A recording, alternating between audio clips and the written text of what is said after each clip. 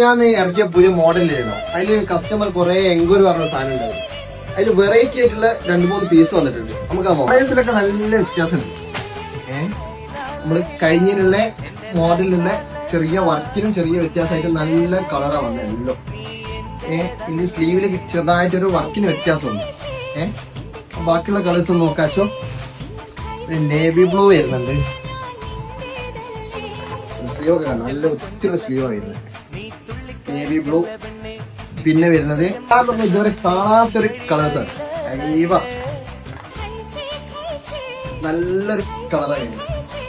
അച്ഛൻ ഈ ലേസ് ഒന്ന് ഫോക്കസ് ചെയ്തോളാം. നല്ല ലേസ് വർക്കാണ് വരുന്നത്. പിന്നെ പറയണ്ട, ബ്ലാക്കിന്റെ മുകളിൽ ബീച്ച് വർക്ക് കൂടി വരികയാണെങ്കിൽ പറയണ്ട, അപാര സാധനം.